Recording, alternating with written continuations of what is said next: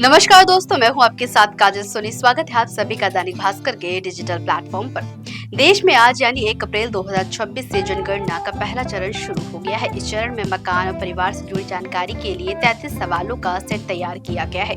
खास बात यह है कि इस पर पहली बार डिजिटल जनगणना होगी, जिसमें लोन वेब पोर्टल के माध्यम से अपनी जानकारी ऑनलाइन भर सकेंगे। ये अभियान 1 अप्रैल से 30 सितंबर 2026 के बीच राज्यों और केंद्र शासित प्रदेशों के कार्यानुसार आयोजित किया जाएगा। पहले चरण को मकान सूचीकरण और आवास गणना कहा गया है और इसे कोविड के कारण पिछले साल स्थगित किया गया था। जनगणना कर्मी भवन संख्या, मकान संख्या, फर्श, दीवार और छत में प्रयुक्त मुख्य सामग्री दर्ज करेंगे। मकान के उपयोग स्थिति का विवरण और गृह संख्या आवंटित करेंगे। इसके अलावा घर में रहने वालों की संख्या, मुखिया का नाम, लिंग, सामाजिक वर्ग, मालिकाना हक, कमरे और विवाहित जोड़ों की संख्या जैसी जानकारी एकत्र करेंगे। जनगणना कर्मी पानी, प्रकाश और शौचालय, अपशिष्ट जल निकासी, स्नान और रसोई सुविधाओं, LPG, PNG कनेक्शन और खाना पकाने के ईंधन की स्थिति भी रिकॉर्ड करेंगे। इसके अलावा radio, TV, internet, laptop, computer, mobile, cycle, scooter, motorcycle, car, van जैसी संपत्ति की जानकारी भी इकट्ठी की जाएगी। इस बार जनगणना की सबसे बड़ी खासियत है सेल्फ एन्यूमरेशन है। नागरिक अपने घर से ऑनलाइन अपनी जानकारी भर सकेंगे।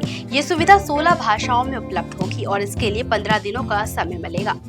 परिवार का मुखिया या कोई सदस्य मोबाइल नंबर से पोर्टल पर लॉगिन करके जानकारी भर सकता है। सबमिट करने के बाद 16 अंकों की SEID जनरेट होगी, जिसे फील्ड विजिट के दौरान जनगणनाकर्ता को दिखाना अनिवार्य होगा। फील्ड विजिट में आवश्यक सुधार भी किए जा सकते हैं। व्यक्तिगत डेटा पूरी तरह गोपनीय रहेगा और इसे अदालत या सरकारी लाभ के लिए इस्तेमाल नहीं किया जा सकेगा।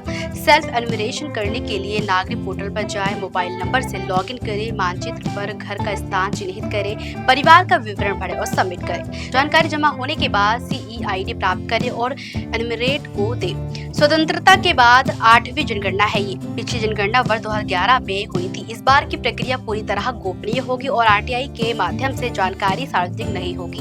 राज्य सरकार की मशीनरी और गृह मंत्री के निर्देशन में चीफ सेक्रेटरी इस प्रक्रिया को संपन्न कराएंगे। देखते रहिए दैनिक भास्कर डिजिटल।